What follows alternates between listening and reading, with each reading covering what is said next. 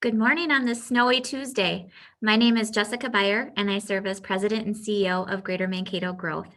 And on behalf of GMG, I'd like to welcome you to our webinar titled The New Business Climate Impacts and Opportunities, featuring David Beurle, founder and CEO of Future IQ, also GMG's 2020 annual keynote speaker. During today's webinar presentation, David will explore the impacts of the global pandemic and how it will open the door to new opportunities and challenges for regional economies like the Greater Mankato Area. Just a little bit of background on David. David is a world-renowned strategist, researcher, and thought leader. Over the past 20 years, he has worked in a wide variety of arenas with a wide-reaching impact on regional and national economic growth and revitalization in the U.S. and internationally. He works with global leaders and innovators in business, philanthropy, government, and local communities, guiding them to create an inclusive vision and actionable roadmap for the future, with an emphasis on economic development and resiliency. We are incredibly appreciative of David coming back to join us for a special follow-up session to our 2020 annual meeting and to hear additional insight on his research and perspectives given how the world has changed since March. Please note that throughout the presentation, you are welcome to submit questions. There will be a few question breaks throughout his remarks, and we'll be taking questions during those times. So without further ado, I'd like to welcome David Beurle and turn things over to him. Thank you, David. Okay, hello, Jessica, and thank you very much, and hello, everybody. Thank you for your very kind introduction. Actually, it's a real thrill to be back talking and digging in a bit deeper into these trends. And for those of you who are at the annual conference, it's kind of really fascinating time, I think, for places like Mankato. And I want to sort of dive in a little bit about how we see trends sort of accelerating and amplifying, and how some of those things might be tailwinds or perhaps challenges for business opportunities in places like Mankato. So as Jessica said, I've got a few slides I want to go through. I want to sort of break this into three parts, do a little bit of introduction, but I do want to have the opportunity for sort of questions and answers as we go through, just to keep it relevant and keep it moving. So I'm going to share my screen, and then we'll just dive in. Okay, so let's go here. All right. So a little about Future IQ. If you haven't had the chance to meet with me before, we work around the world, predominantly North America, Europe, a little bit Australia and elsewhere. Almost all of our work is helping people plan for the future. And I guess probably you could argue that in a time like this, really thinking about the future becomes even more critically important than normal, because there are so many more variables and we're in a period of elevated uncertainty. We do a lot of work as a company looking at emergent trends. We've done work on future of food, cities of the future, the next industrial revolution, the future of manufacturing, and so on. And I want to draw from some of this as we go through today. But really, my point of sort of talking about this is that a lot of our work is in resource-based economies and the sort of towns and cities that are associated with those. So the sort of Midwest is a real sweet spot for our work because of the history we have there, but also the depth of work that we've done there. But I want to talk about the importance of future thinking, and obviously in a period like this, we all get buffeted by the uncertainty. There's all these just unbelievable changes that have occurred in terms of how we live our lives, how we have to run our businesses, and so on. And this is actually an opportunity for us to sort of use a bit of a pause to look ahead and sort of think about, well, what might a couple of years, what might 5 years, what might 10 years look like down the track? And what are the sort of trends that are shaping our lives that either may be elastic, and I want to talk more about that, or might be approaching tipping points, or might be being accelerated? And what does that mean for a region, for a town or a city like Mankato, and for businesses that are associated in the Greater Mankato region? So I want to sort of present some data and really have some discussion and exploration around that. Obviously, in a period like this, we're dealing with a lot of change, and the factors that create change can be incredibly complex, and of course they are right now. And the result of this is a high degree of uncertainty and really a significant reduction in predictability about the future. That, of course, can leave a lot of people confused and wary about the future. But we can still kind of think about the future and think about trends that might emerge, and that's what I want to talk about today. And just to sort of to touch on this is, one of the things I think is in terms of to be effective in this notion of future thinking is we want to explore and anticipate a range of plausible futures. We don't know exactly what the single future is in front of us. So we want to have an understanding of what the sort of range of futures could be. And there's actually some excellent work being done looking at scenarios around how we might recover from a global pandemic, how society might look, and so on. But the other part too is that we have to consider trajectory and velocity, so direction of change and the speed of change. And I think right now, this issue about speed of change is what becomes really important, because I have a view that there are trends that are going to get accelerated in really incredible ways as a result of this pandemic and as a result of the new business climate that we're going into. And of course, we have this combined impacts of multiple potential trends. But of course, the magic of future thinking is that it helps change our perception of how decisions might play out. And it helps us get out of that wary or fearful or uncertain mode and really being able to start to think sort of more strategically about future opportunities and where they might lie. In terms of what I want to talk about today, what we've been sort of working on is thinking about, with the current pandemic and in a time of sort of really incredible uncertainty, if you could break trends down into three buckets, this is sort of what I've been working on, right? So which trends do we think are being amplified and accelerated? So in other words, what trends were already being there, but as a function of how we're changing as a result of something like a pandemic and all that goes with that, right? So all the economic impacts and so on. What trends are being amplified and accelerated, and what does that mean for our businesses and your region? The next part is what changes might be more elastic. And what I mean by that is that, so something that's elastic is that it changes like under the pressure of the circumstance, like what we're currently in. But when that circumstance changes or moves on, we snap back to the way we were. So it's quite elastic. So for example, we're working from home. A lot of people are working from home. When the pandemic ends, do we all just stay working at home, or does it snap back till we go back to workplace? That's what I mean about elastic. So we're trying to understand what changes might be inelastic or more elastic and so on. And where do we think we're at potential tipping points? In other words, we're not just a trends being amplified and accelerated, but it's actually going to flip us into a whole different state in the future. And I think there's some actually really incredible opportunities for the Midwest and Mankato in some of these categories I want to talk about. So, and I want to just touch briefly on these, and then I want to have a chance for some sort of collective discussion and questions and answers around this sort of bucket here, which are about trends that are being amplified and accelerated.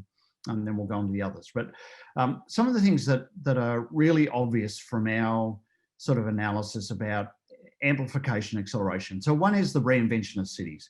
And that was already happening. There's no doubt there's just an incredible amount of effort going into how to make cities different, how we use public spaces, how people sort of function in cities, the type of services we provide. And for sure, we think that the current circumstances are going to amplify and accelerate that. Some of that is public health sort of driven, but a lot of it is just a recognition of how important it is that we have these sort of very functional cities. And so I think the reinvention of cities is going to continue to accelerate. And that's because a lot of people live in cities, obviously, right? Application of automation, robotics, and including that artificial intelligence and all the industry 4.0 technologies. No doubt what a lot of businesses have seen in the current situation is that the vulnerability they have in their business operation is the human component.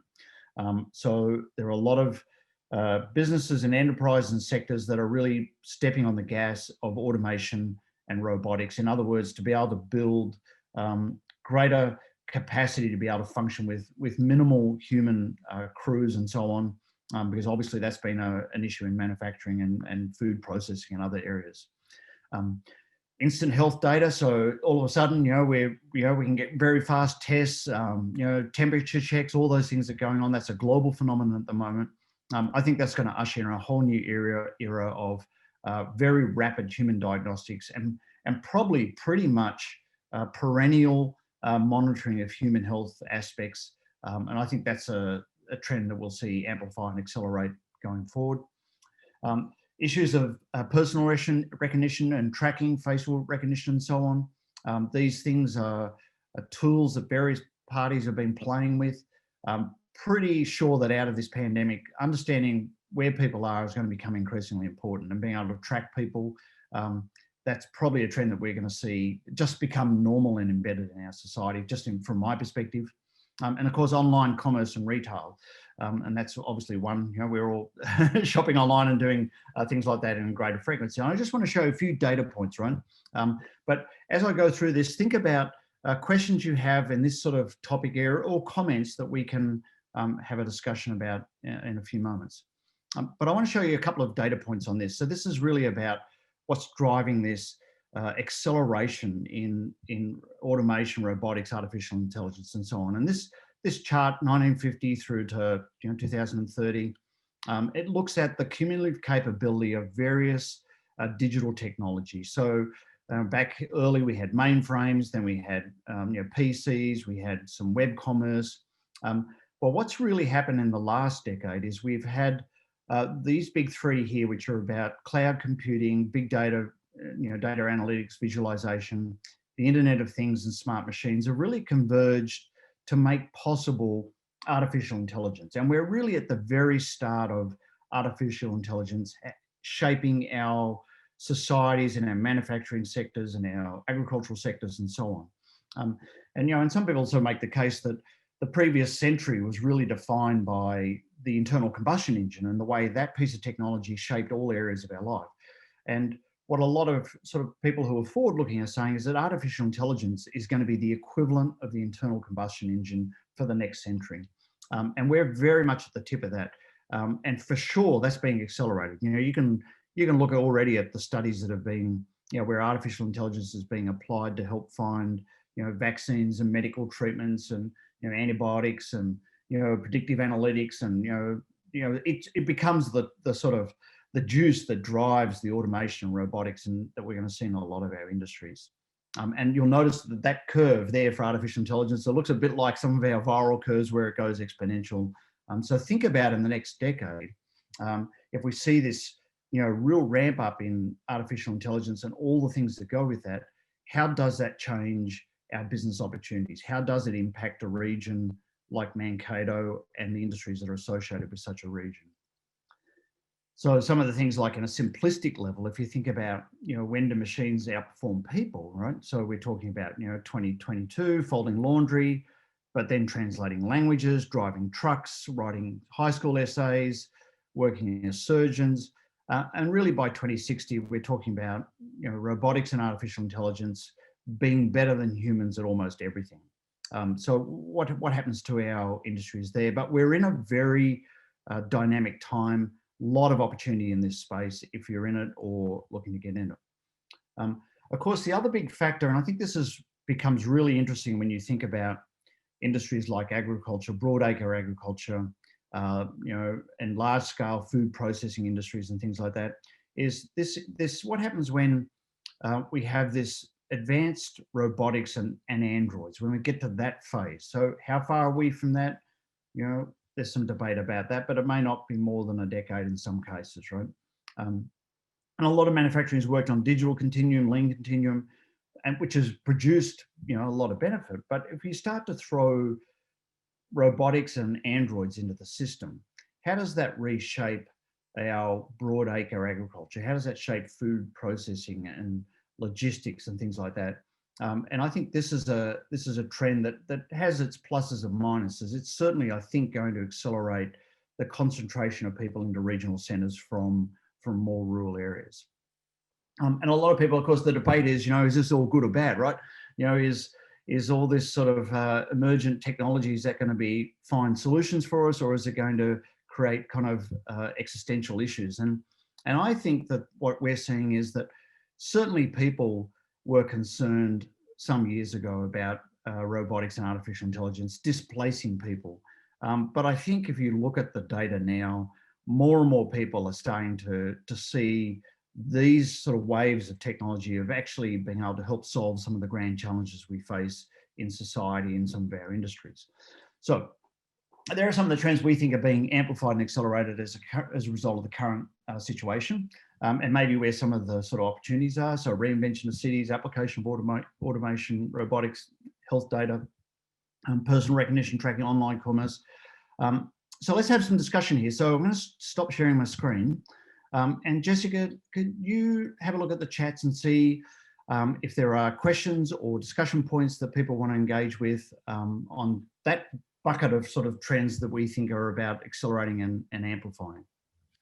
Sure. Well, and just to get things kicked off here, you know, we know that the move to automation is going to cause a reduction in some jobs and a creation in new ones. Yeah. So, do you have any thoughts on new jobs that might be appearing that we may not have contemplated yet?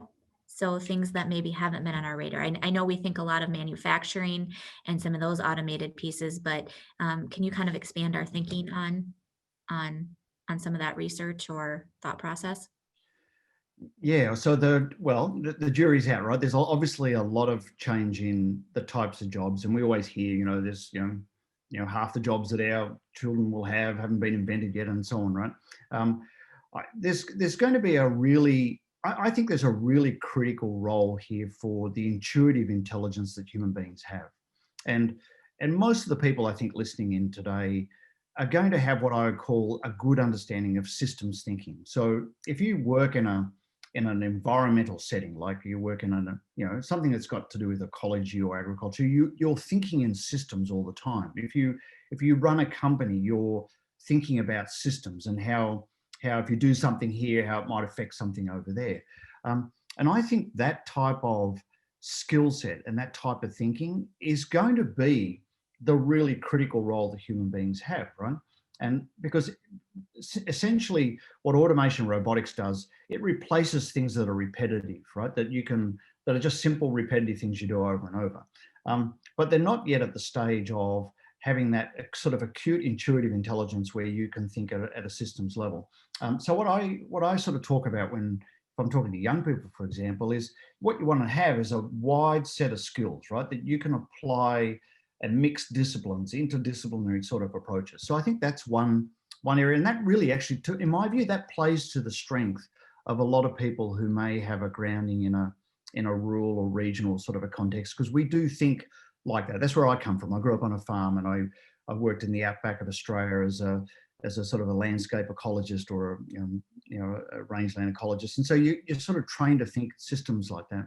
I think the other area that is going to be a lot of potential for is what you call human services. All the stuff that is about people and human interactions and making people feel good about themselves and human health and all those type of things. Wellness, those factors. You see a lot of discussion about wellness, right? And that's a really sort of complex and broad world, which is about people's social connections and their diet and lifestyle and so on. But that's obviously a huge growth area.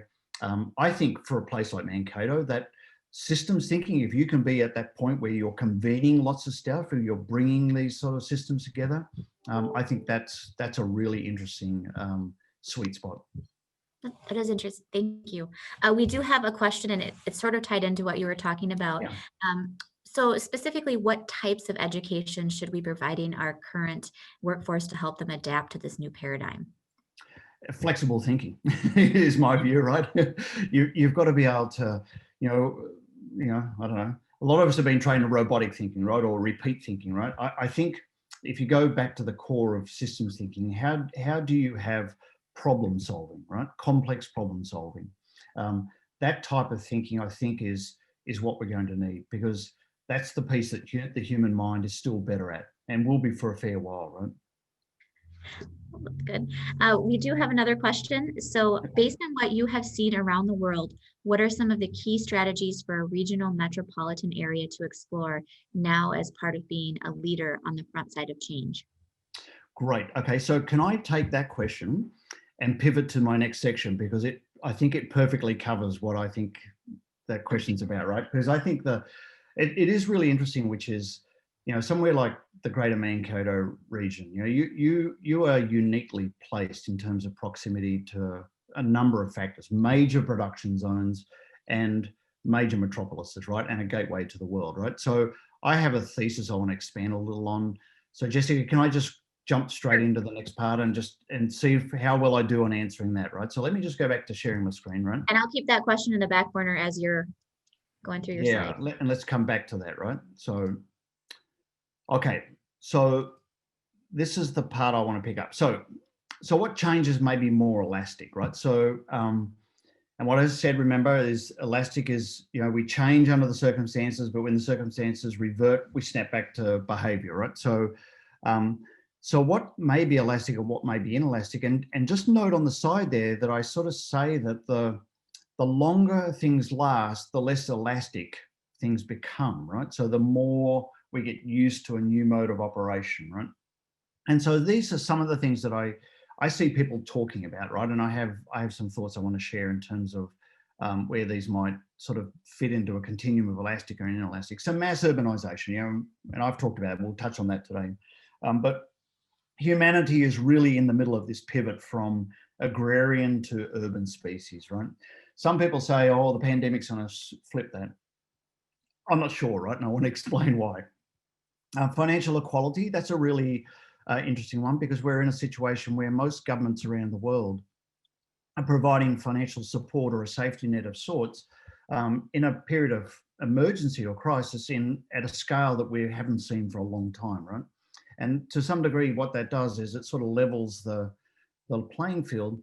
How elastic that will be, as in do those measures stay in place in what form? I think that's kind of an interesting to probe. What we really haven't started to the big debate about publicly is how do we pay for this enormous cost of the economic downturn and all the support that's been pushed out by governments around the world. Working from home, interesting one, right? So we see a lot of companies now sort of talking about, well, you'll be working from home till next year, till middle next year, maybe forever.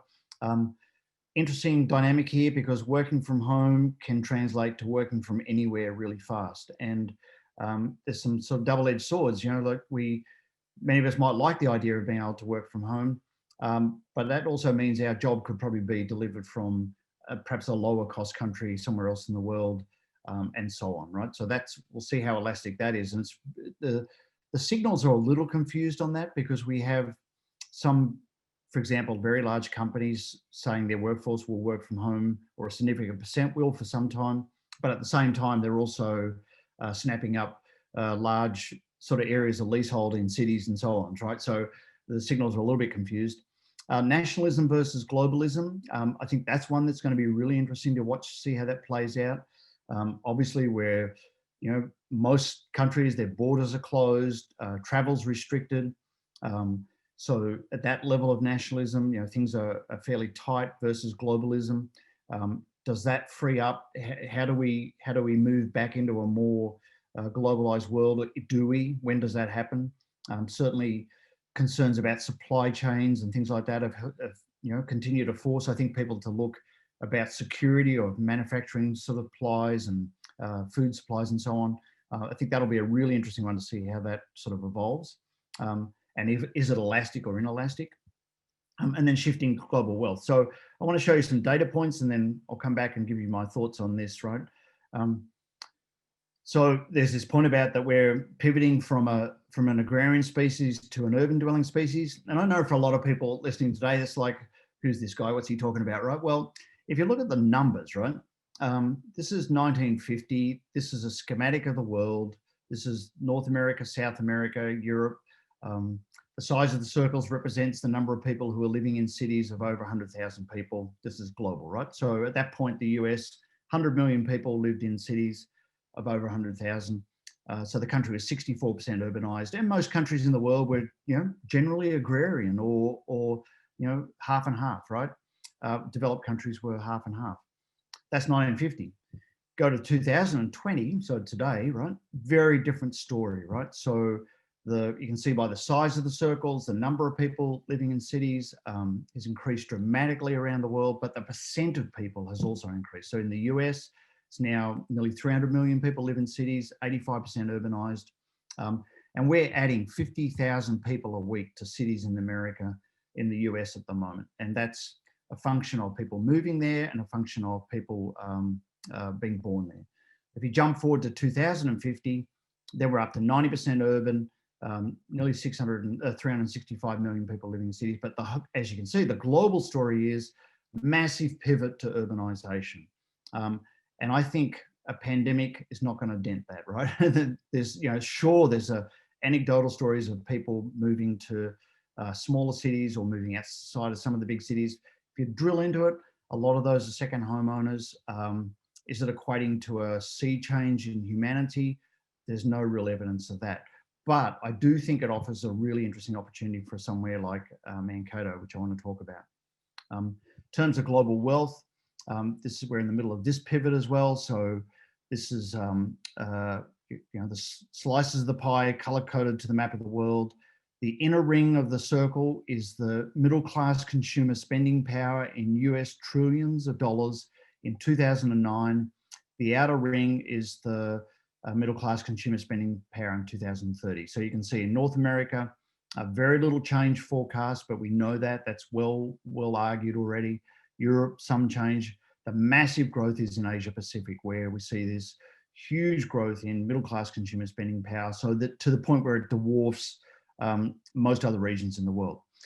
Why is that important? Well, when people get to middle class, they start buying stuff. Their diets change, they start to travel, they start to buy manufactured goods and so on. And this is a pivot that's been driven by population and industrialization of those economies. But to bring it back locally and to the question about Mankato, is that my observation of, if I look at major metropolises around the world. So if we take the case that people are increasingly concentrating into mega cities, right? And you can, list the 20 or so mega cities in the US, for example, and the Twin Cities is one of those, right? And uniquely located in the Midwest, a growing world-class metropolis. And then what you have around that is you obviously have the sort of downtown core, then you have this suburban sort of commuter zone sort of arc around it. Then you have what we call the peri-urban space, which is sort of, in this case, is about the 60-mile radius, which is where assembly and distribution occurs.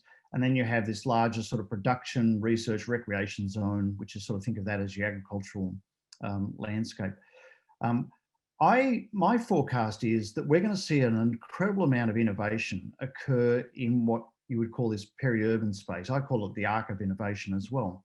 And the reason for that is you have the ability to have specialized cities develop in these, in proximity to all the benefits of this major metropolis, but also, embedded in the production landscape. And think of, for example, Rochester and its specialization around medicine. Think of, Mankato and its specialization around agricultural industries and so on. And it's a chance, actually, because where you're located is that, these are the locations that could see a benefit from, people exiting out of. If there are fundamental changes like we work from home more, or we become more elastic in the numbers of days we spend in an office and so on, these locations are really interesting because you're still in proximity to the major metropolis and all the things that go with that, but you get to enjoy perhaps a lower cost of living and certainly a different lifestyle and so on in these peri-urban spaces. And I definitely would keep an eye on peri-urban spaces around the Twin Cities, but also around any of the major metropolises, because I think we're going to start to see more sort of businesses move into those, both concentrating from the production zones of people, moving this, say it's agricultural specialties into service centers in these zones, or businesses relocating out of the metropolis. I think it's a really interesting point there. So what changes may be more elastic, and how might this impact somewhere like Mankato? That's what I want to sort of bring it back to. So mass urbanization, I don't think I think that's an inelastic thing. I think we're just going to continue to see that. We may see a sort of a bump, but again, I think the nuanced version is somewhere like Mankato has a unique opportunity. Financial equality, different story. I'm not sure. I think we might be at a point where this whole social fabric, social safety net,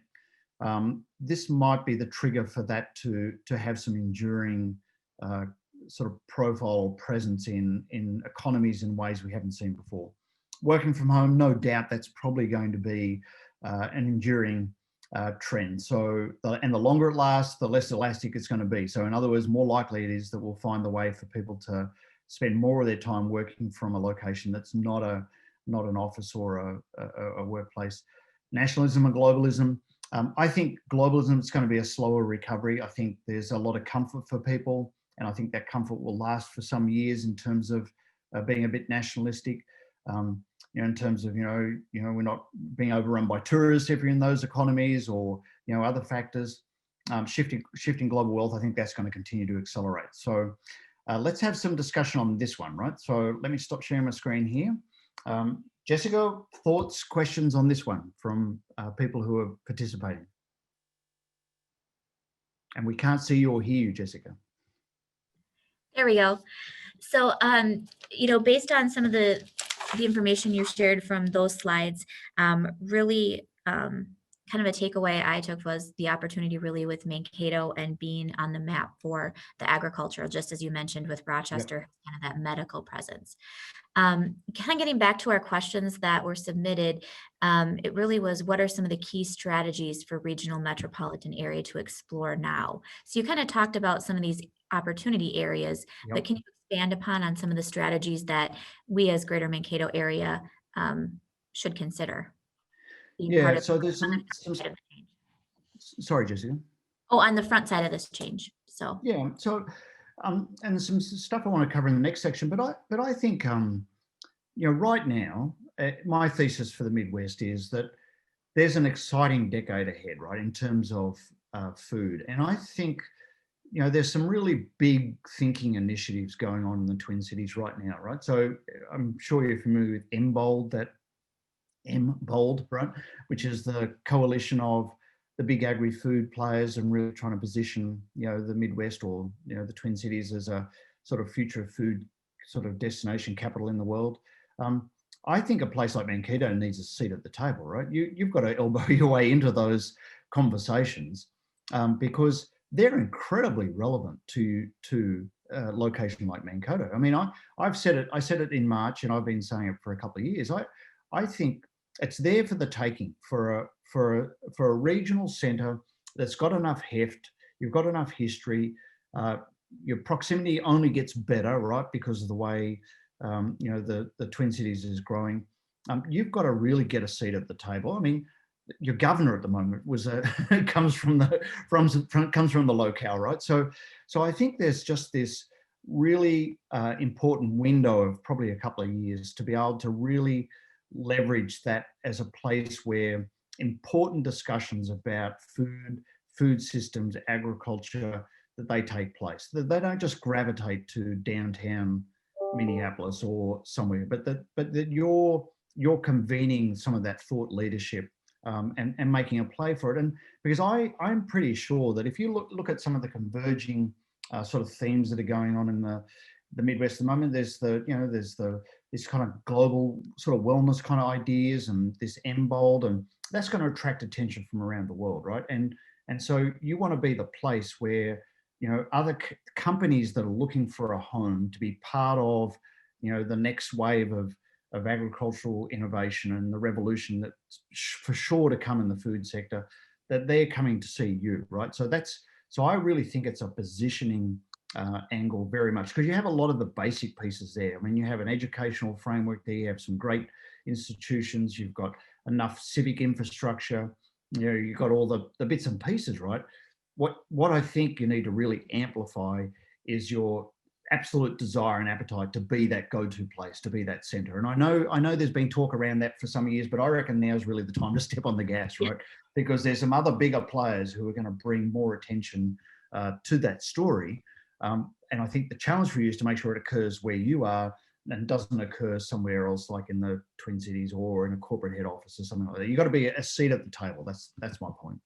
I think that's a really, really great point, and I think we're well positioned in that arena with Green Seam and some of the other things that Yeah. now is the time. Yeah. We continue to have that seat at the table and to amplify what we can do for our region. So Yeah. perfect, spot on. Great information. I guess, the next question that we received really that kind of goes back to some of the technology aspects of it. So I can touch on that real quick, otherwise save it for the end. But really, there was this sentiment from some of your first few slides. Do you think there will ever be a time when technology will be harmful to human evolution? And will people's intellectual power decrease as they become more reliant on technology? Gosh, we're asking the big questions today. For sure, right? I mean, I think the path forward, I mean, we've seen already technology become harmful for humans. Look at our ability to kill each other and do it very efficiently, right? And so I think, finding that path forward in terms of how we apply technology to solve problems for humanity rather than gain advantage over each other, I think becomes really important. And I mean, there's the doomsday sort of scenarios are, Terminator, right? Where the machines take over. But I think there's enough, there's enough sort of wisdom in humans to be able to navigate that. And I think, I think we just, and also the technology is becoming more intuitive. So it's easier for us to understand and apply it, right? I mean, the jury's out. I mean, there's a range of views on that. I'm a perennial optimist, right? So I think we'll get it right. And I think we have demonstrated over and over the capacity to be able to absorb technology and apply it. And actually the US is probably, one of the outstanding countries in the world of being able to, innovate, develop technology, deploy it at scale, have it as a useful contribution. So I do think we'll figure that out for sure. Okay. Well, we do have another question that has come in. Actually, a couple more. So kind of going back to, our opportunity here as a region, as Greater Mankato Area. And so what are some other thought leader communities in this kind of peri-urban space internationally? So are there some examples of other communities that you see similar to us internationally that come to your mind, or places that we maybe could gain some insight from? Sure. Look, and you can kind of dig into that, and I can actually send you some stuff too on examples of that. And so the areas I'm familiar with in terms of, say, Europe and North America and Australia and so on, there's a lot of really good stuff going on in peri-urban communities, particularly ones that are able to attract the educational component. If you can get the educational component and the sort of scientific technology component, and it bolts sensibly with an industry, and in this case, sort of think of agriculture, right? So if you can draw in that sort of human health, wellness, technology around food processing and put it together, then you have a pretty exciting mix. But there's some good says. McKinsey's did some great stuff looking at sort of the mega cities and the economic impact around those. I'll make sure you get some of that, and we can post that as well. Great, thank you. Appreciate for that follow-up. Yeah. There was another question about, we are in an innovation ring based on the graph shown. Is this effectively the seat at the table as a Southern Minnesota regional leader? So I think this is more talking about the innovation ring that you showed a few slides back. So my thesis of the arc of innovation, right? Mm-hmm. Yeah. So and I think actually the part of the strategy could be, right, if was to think about this, is I think that, it's natural to think of somewhere like maybe Rochester or St. Cloud or something like as competitors, right? But I think working together is going to be really useful, right? Because you all have your own particular niches or expertise, right? And I think the game at the moment. So when you look at societies that are mass urbanizing, right? So if the US ends up 90% of people, in cities of over 100,000 people, right? So that changes the whole, political dynamic and so on. So I think the communities that are in what you would call that arc of innovation, that peri-urban space, I think they, in your setting, really could be banding together in a very influential way, right? And really working with, and I've done some work with, or had some sessions, discussions with the Council of Mayors in the Twin Cities, and they're actually quite cognizant and keen to kind of figure out this. It's not quite a rural-urban divide, right? But because it's really now sort of these rings of innovation, right? But they understand that their economy in the Twin Cities is dependent on the drive of the agricultural economy that's in the regional landscape, and that regional landscape goes much bigger than obviously than just the sort of southern Minnesota. Runs right down through the actually west and south and so on. So I think figuring out how to come together and using your collective strength to be sort of bargaining and positioning and make sure that investments occurring in that peri-urban space, I think that becomes really important, right? Because the gravity center is to the big population centers, but you have to keep making the case that you represent this really important, sort of small city sort of opportunity where different things can happen that service and support or swing off that major metropolitan center. I probably should finish my last section, right? Yes. And I Yeah. I think we're on the right Yeah. track with that. And so it gives me hope. We have been having some conversations with some of our regional centers. I know our organization. And so I think that there's a lot of opportunity here to continue those conversations on a higher level beyond the Yeah. So, all right. So let me just add a couple of pieces here, right? And then I'll share some of my thoughts as well, right? So, all right. Okay. So, so the last piece I want to go through, right? And so this is relevant to what we're talking about, which is where are the tipping points, right? Or where are tipping points that are coming, right? And this is where speed of change becomes such that not just a trend, not does a trend just amplify or accelerate, but it actually flips, right? Or it flips something in our system. So societal values, global equality, inclusion, and collaboration. I think there's a really interesting case for that society is going to change in a really dramatic way in the next decade. And I want to explain my thinking on that. Humans living in insular bubbles. So this is like, bubbles or living in bubbles is a term that we've become more used to, but we've been talking about insular bubbles for a while because it's this notion of that you might live in a society, but you actually are really, for a lot of people have been in essentially technology bubbles. So they're on their smartphone or whatever, they're in their sort of a social fabric or a bubble that's quite insular from what's going on around them. Environmental awareness, this is talking about, accelerated change in climatic patterns and climate change. For sure, I think society is going to really take this on in the next decade.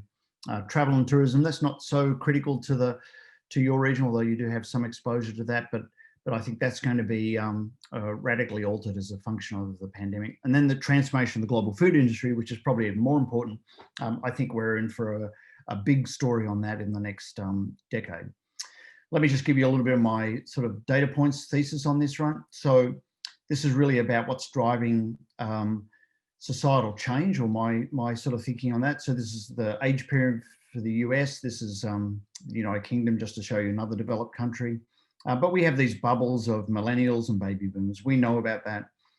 Here's what's interesting. In the next decade, essentially the influence of baby boomers in a lot of the conversation starts to diminish as people retire. And we have then the largest cohort in the workplace, which is millennials, become the dominant voice. What does that bring with it? Well, it's going to change a whole bunch of societal values, right? And then we have the generation coming behind that. Then there's the whole resource issue, and this is a real play, I think, in your region. This is from some work in University of Minnesota. So global population is going to increase by 25% by 2050, but the increased demand for energy up by 50%, water, fresh water by 40%, food by 60%. And of course, the upper Midwest is just absolutely abundant in the capacity to be able to produce food, has an incredibly disproportionate share of global freshwater resources, and the ability for pretty much unlimited energy. And this is the largest scale picture that I think is going to drive a lot of this. This is the World Hunger Map from 2019. And you can see these colors here, the sort of darker sort of reds and browns is where you have high levels of endemic hunger, right? So 35% of people or greater are hungry a lot of the time, and that's mostly through these African areas and parts of Asia is where hunger occurs. Most of the rapidly growing populations in the world are here through Africa, and of course the largest populations are here in India and China. So these areas where there's already a lot of people and there's going to be a lot more people are already facing hunger on a measurable scale.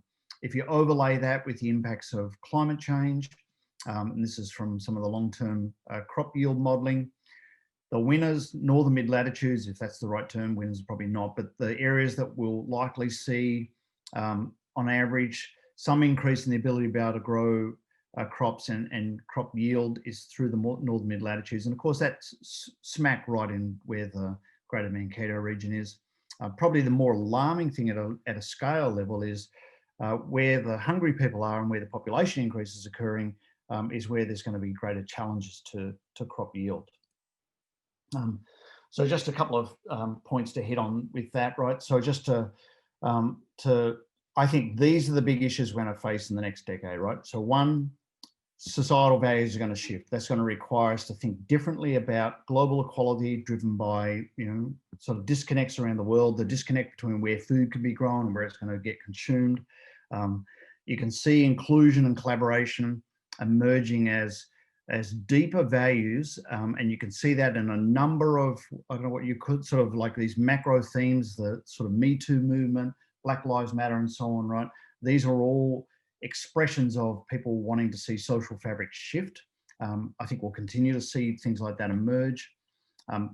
People for sure are probably going to continue to live in insular bubbles, and that has consequences about what information we get and so on. Environmental awareness, that's one we're all going to have to deal with. And then the transformation of the global food industry. Human health is a really big deal, of course, and I think that we're going to see this global food industry have to transform for a couple of reasons. One is to solve the problems of feeding the planet, but also trying to start to address the human health issues and the considerations that come with that. So let's have some discussion on this one, Jessica, while we're on that topic, right? So in terms of where do we see tipping points, right? There's some of my thesis about where there might be tipping points. The challenge, I think, for a region like Mankato is how do you get on the right side of these tipping points, right? Because they're going to be big and they're going to move fast.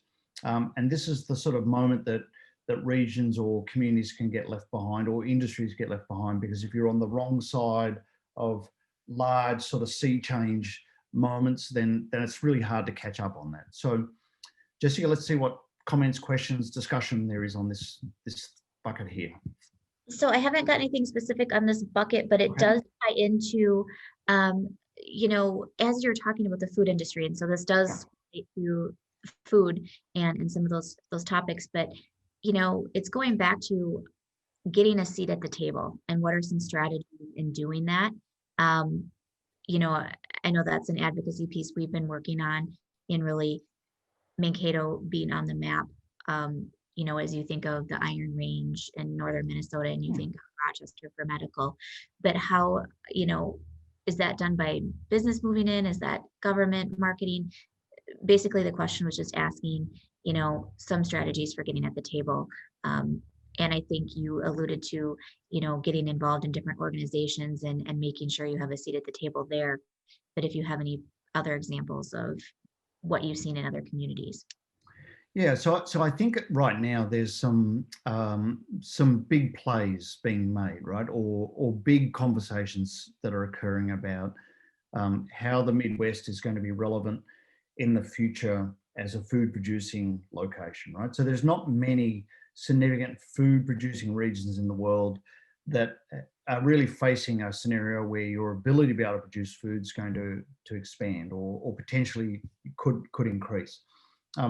So I think it's actually, for the Midwest, it's a global positioning story. And then for Mankato or Greater Mankato, make sure you're on the coattails of the people who are having those big conversations, right? And I think, it's hard because you don't necessarily have the capacity or the reputation to be the leader on some of those conversations, but you certainly want to be in the delegation having those conversations. And I think so bolting in on that. The other part too is I think it's there has to be a narrative about what you're about, how you sort of, branding's the wrong word, right? But it's really what's the position that you want to take as a region, Mhm. that you can articulate that case to people, right? And you can, scale that up and down. You can use it as a generic sort of public education tool. You can use it as a right down to a pitch to a company that might be looking to move to get a foothold in, I don't know, agricultural science in the US, right? And so, your competitors then are Kansas City and other places, right? And because that's where, there's a concentration of some of those type of firms. But I really do think that if you look at what's really unique about the Twin Cities and then Mankato by its proximity is that you just dominate that whole landscape in the Midwest, right? I mean, there is not another big city until Seattle, right? And so, and it gets crowded as you go east, but you really from where you are to Kansas City to Seattle, you have this ability, I think, to be able to exert a lot of influence on that broader and become the center for a lot of sort of discussion, activity, investment, so on, around resource-based economies of agriculture, food, and so on, right? And it's just, I mean, it is really a remarkable geographic potential you have there. And of course, where you're located is on the right side of the story, right? Exactly.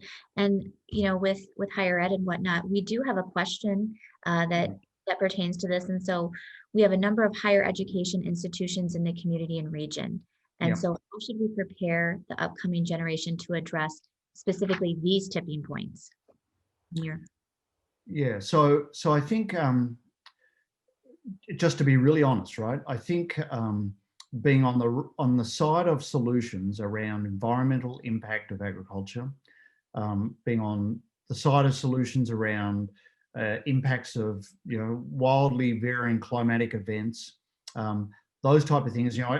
I think you have to walk into those issues, right, and own them, right, and say we want to be part of the solution of that, right? Because I think if I just look at that list there in terms of societal values, some of the environmental kind of awareness issues, impact of food on people's health, and so on. You've got to be on the right side of those trends, right? And so being a leader in that, I think, and it's really exciting to see things like Cargill came out with that commitment to regenerative agriculture, and there's like 1 million acres or something like that, and there's a chance to be a real leader in how do we solve these big issues of being able to produce really significant volumes of food and leave the landscape better. How do we so that we don't end up with these sort of environmental consequences of nutrient runoff and so on that goes all the way down the Mississippi and out in the Delta and so on, right? I mean, I know there's a lot of great groups like Green Seams and others that are doing, working with the University of Minnesota. But I think really embracing those is going to attract actually a lot of new talent and people who are interested in those bigger holistic solutions, like figuring out how do we find a way for our landscapes to be, really productive and very sustainable, right? And how do we find a way to build the resilience into our systems to be able to absorb the inevitable environmental shocks that we're going to face, whether it be climate and all the things that go with that, climate change, pest profiles and all sorts of things, right? We're all going to face that, right? So we might as well be on the side of, creative solutions.